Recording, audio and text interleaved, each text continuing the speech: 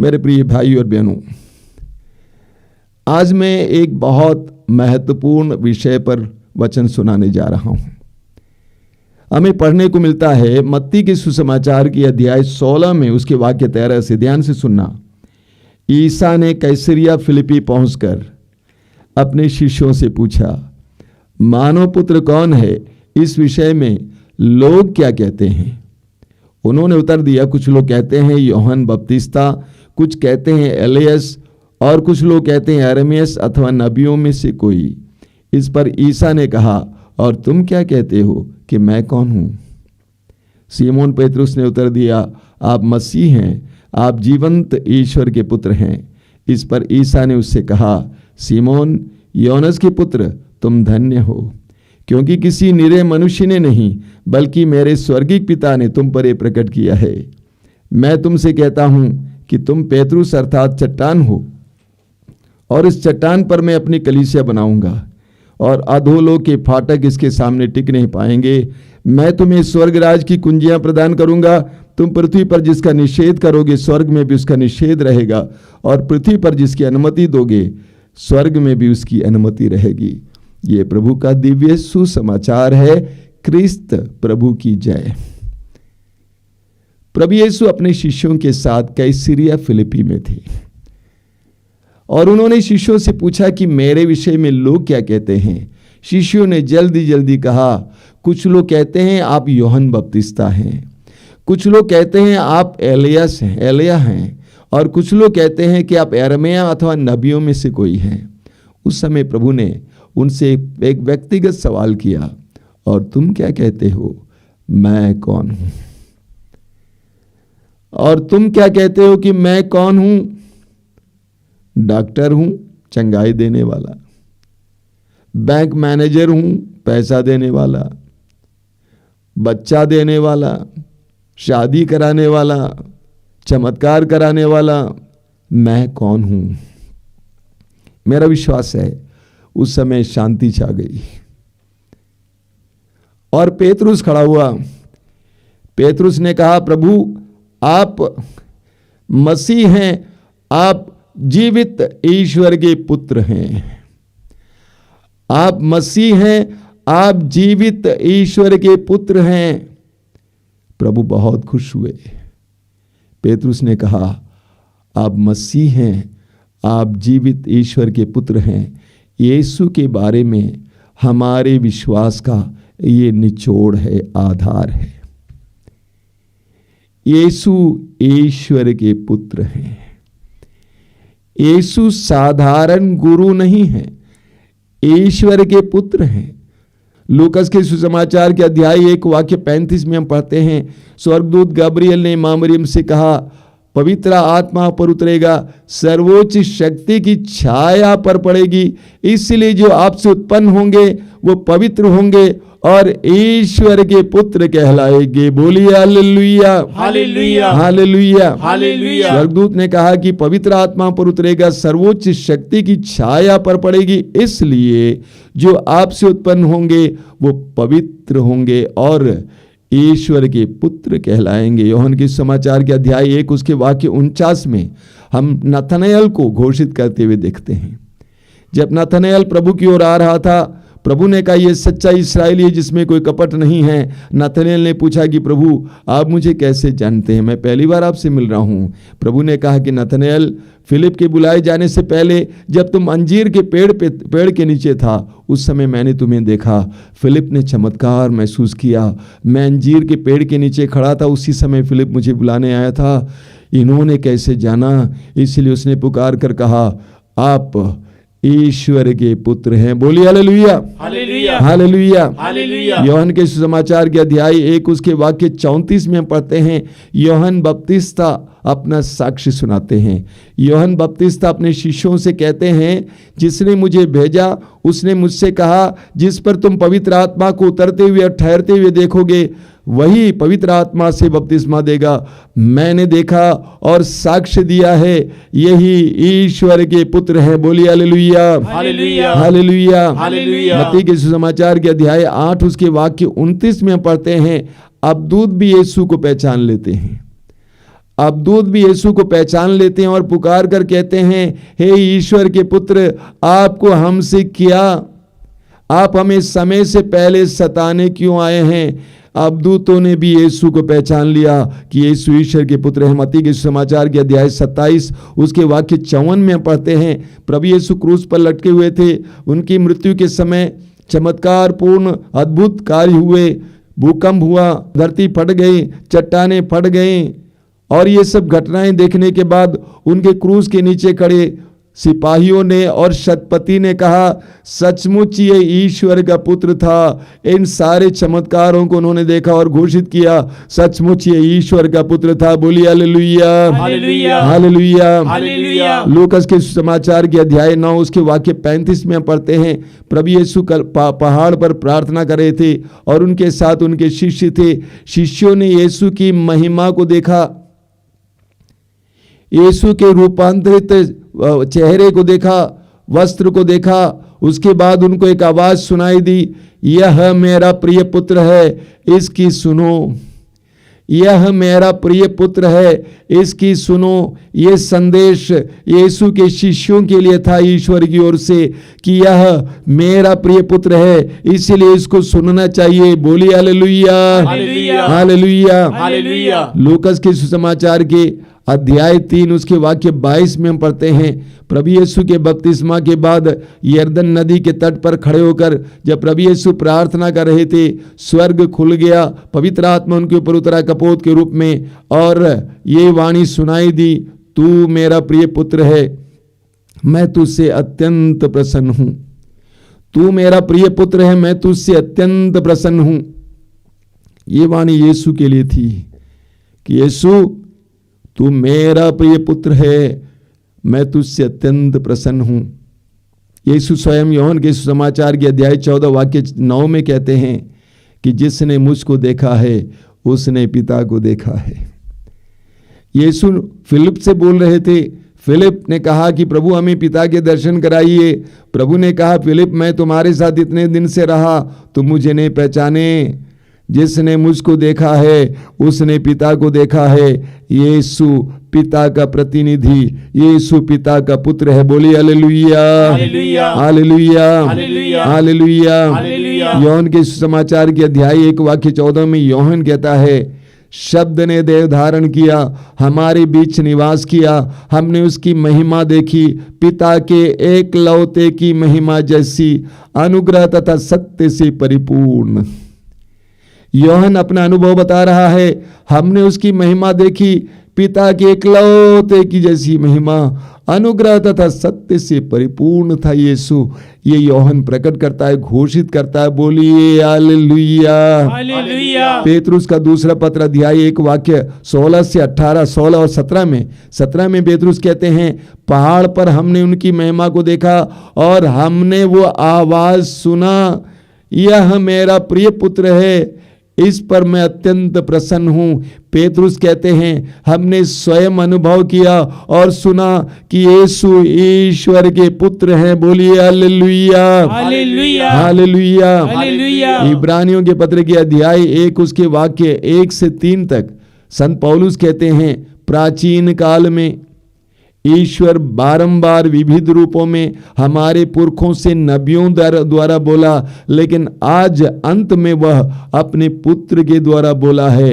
यीशु ईश्वर के पुत्र हैं।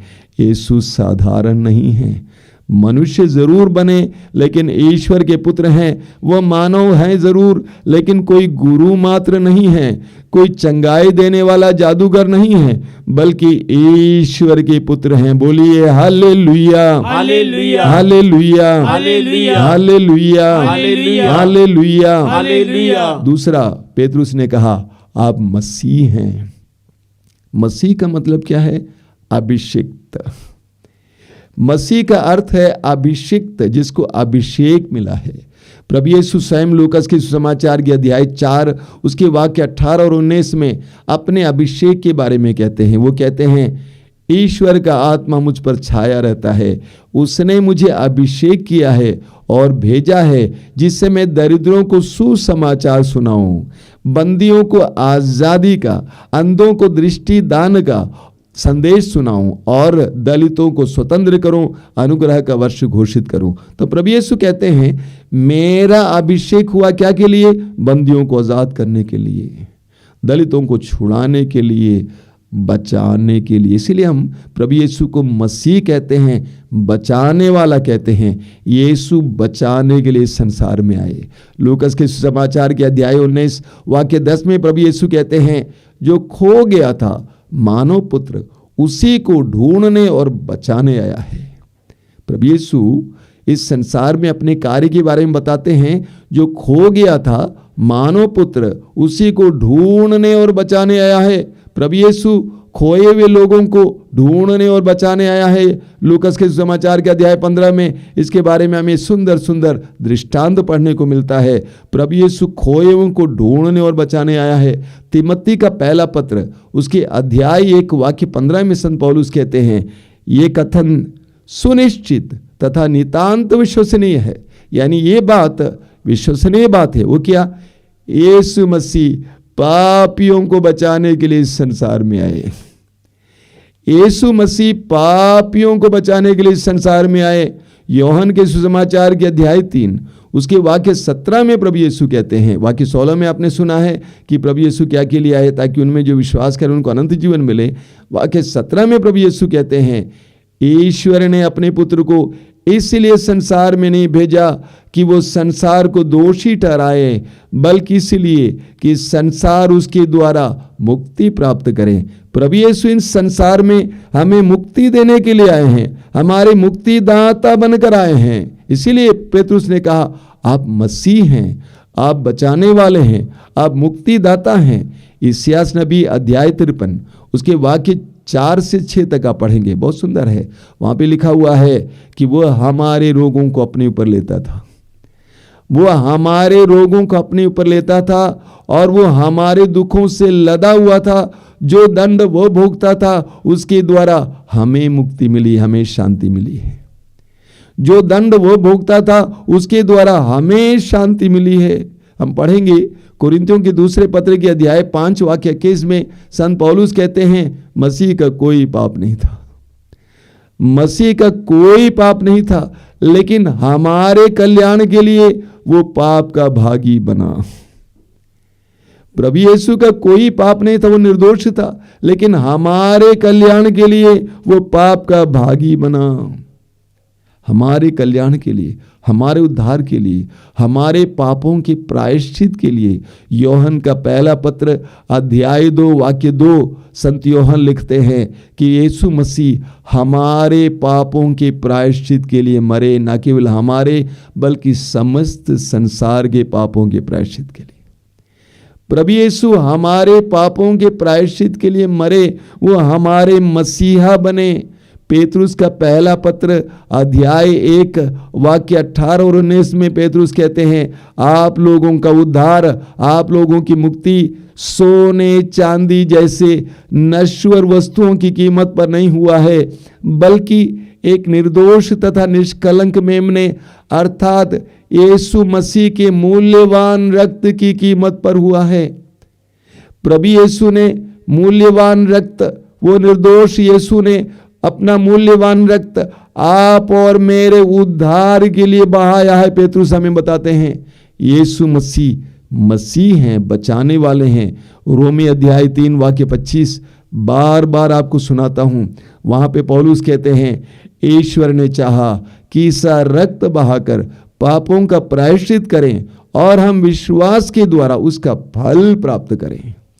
प्रभु यीशु ने हमारे पापों के प्रायश्चित के लिए अपना रक्त बहाया और हम उस पर विश्वास के द्वारा, उस बलिदान पर विश्वास के द्वारा उसका फल प्राप्त करें। बोलिए hallelujah, hallelujah, hallelujah, hallelujah, hallelujah, hallelujah, hallelujah, hallelujah, hallelujah, hallelujah. तो पेतरुस ने कहा कि प्रभु आप ईश्वर के पुत्र हैं, आप मसीह हैं। प्रभु ने सिमोन को एक नया नाम दिया, पेतरुस, कैफस अर्थात चट्टान। अपने विश्वास के द्वारा, उसकी अभिव्यक्ति के द्वारा पेतरुस चट्टान बन गया। मत्ती के सुसमाचार के अध्याय 7 उसके वाक्य 24 में प्रभु कहते हैं, जो व्यक्ति मेरी इन बातों को सुनता है उसका पालन करता है वह उस बुद्धिमान व्यक्ति की तरह है जिसने अपने मकान को चट्टान पर बनवाया। पेतरुस अपने विश्वास के द्वारा चट्टान बन गया, इसलिए प्रभु आगे कहते हैं, मैं इस चट्टान पर अपनी कलीसिया का निर्माण करूंगा। मैं इस चट्टान पर अपने कलीसिया का निर्माण करूंगा। जान लीजिए मेरे भाई और बहनों, यीशु पर जब हमारा विश्वास दृढ़ हो जाता है उस समय हमारे जीवन में प्रभु के निर्माण का कार्य शुरू हो जाता है, उद्धार का कार्य शुरू हो जाता है, उत्थान का कार्य शुरू हो जाता है, चमत्कार और चिन्ह प्रकट होने लगता है। मार्कुस अध्याय 16 वाक्य 17 में प्रभु यीशु कहते हैं, विश्वास करने वाले चमत्कार और चिन्ह प्रकट करेंगे।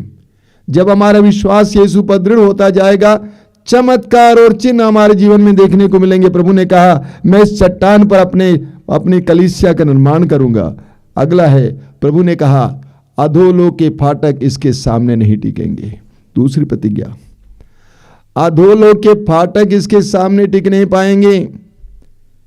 अधोलोक के फाटक इसके सामने टिक नहीं पाएंगे। एक विश्वासी के सामने शैतान टिक नहीं पाता है। एक विश्वासी के सामने शैतान टिक नहीं पाता है। मार्कुस अध्याय 16 वाक्य 17 प्रभु कहते हैं, विश्वास करने वाले मेरा नाम लेकर अबदूतों को निकालेंगे। विश्वास करने वाले मेरा नाम लेकर अबदूतों को निकालेंगे। आप लूकस के समाचार के अध्याय 10 उसके वाक्य 17 में पढ़ेंगे, प्रभु यीशु के शिष्य गांव गांव घूमकर सुसमाचार की घोषणा किए। उसके बाद जब वापस आए उन्होंने क्या कहा? आनंद के साथ कहा, प्रभु आपके नाम के कारण अबदूत भी हमारे अधीन होते हैं। आपके नाम के कारण अबदूत भी हमारे अधीन होते हैं। पेतरुस का पहला पत्र अध्याय 5 वाक्य 8 और 9 पेतरुस कहते हैं, आपका शत्रु शैतान दहाड़ते सिंह की तरह विचरता है, ढूंढते रहता है कि किसे फाड़ खाए। आप विश्वास में दृढ़ होकर उसका सामना करें। एक विश्वासी कैसे शैतान का सामना करें? विश्वास में दृढ़ होकर। विश्वास हमें शैतान का सामना करने का सामर्थ्य प्रदान करता है। इसीलिए प्रभु ने कहा, अधोलोक के फाटक इसके सामने टिक नहीं पाएंगे।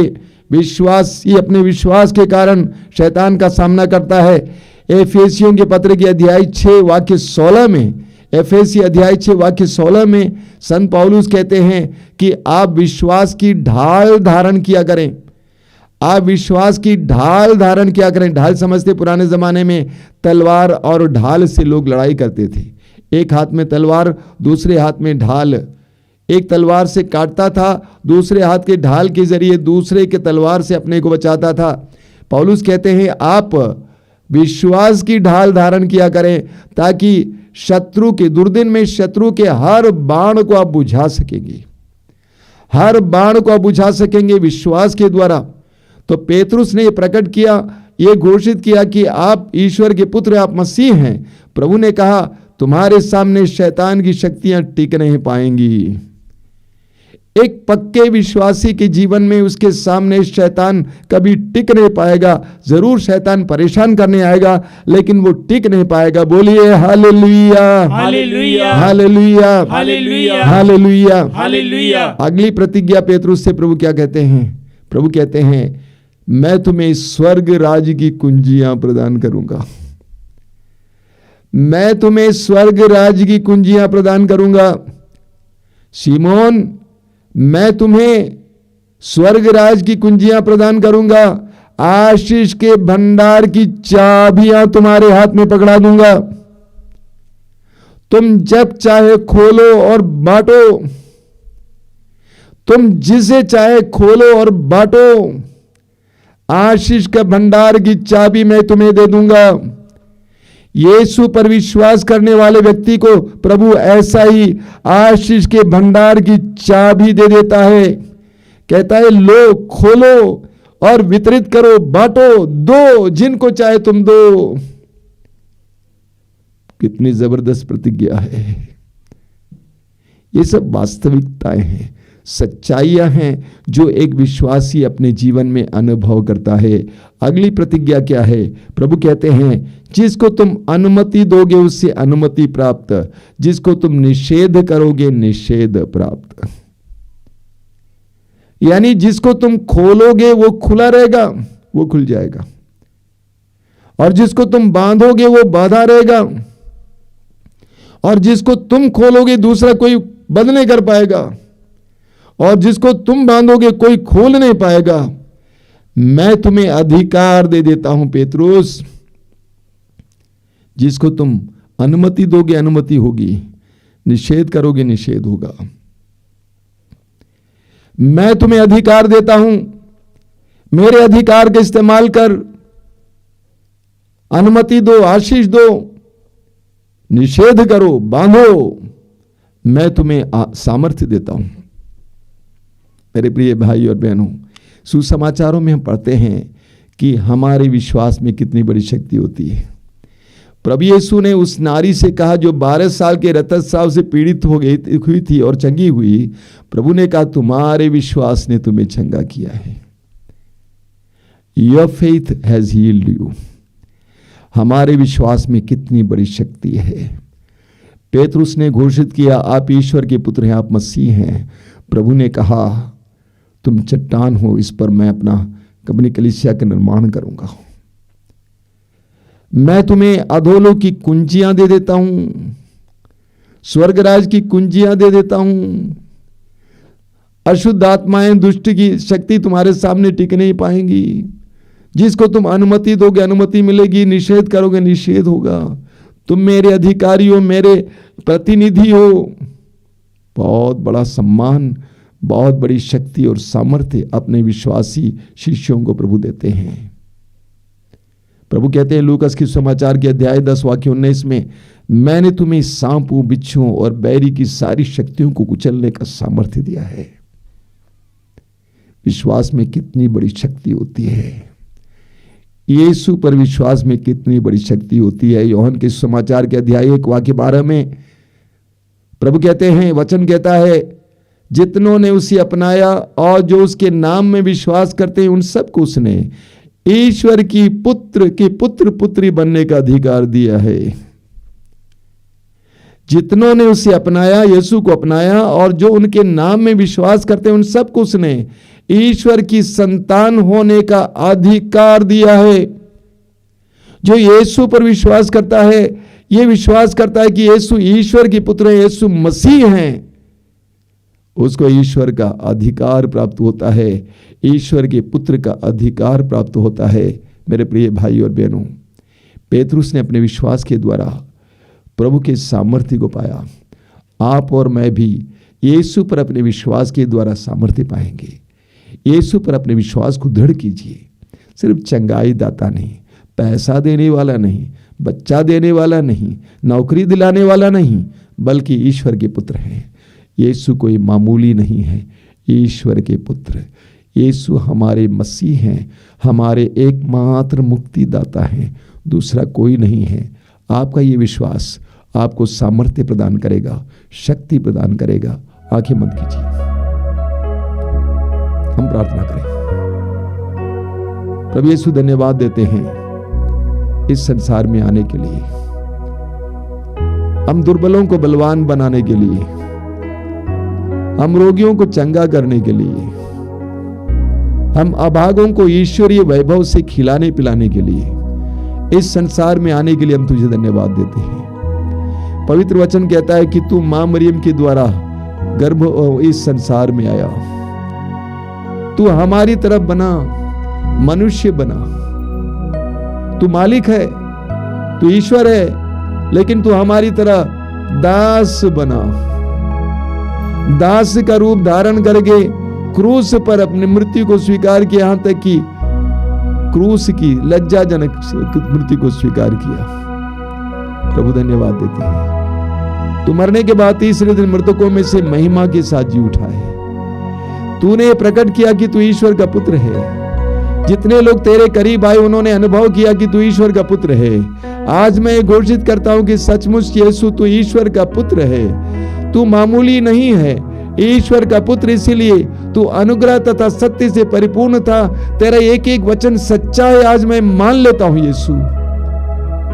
आज मैं ये घोषित करता हूं कि तू मेरा एकमात्र मुक्तिदाता है, मेरे परिवार के एकमात्र मुक्तिदाता है, और कोई मुक्तिदाता नहीं है। धन्यवाद यीशु, क्योंकि तू मेरे लिए मरा, मेरे पापों की प्रायश्चित के लिए, ताकि मैं स्वतंत्र हो जाऊं, आजाद हो जाऊं। धन्यवाद यीशु, धन्यवाद। मुझे इतना विश्वास दीजिए, पेतरुस की तरह एक गहरा विश्वास, एक दृढ़ विश्वास दीजिए, और उसको घोषित करने के लिए सामर्थ्य और साहस दीजिए।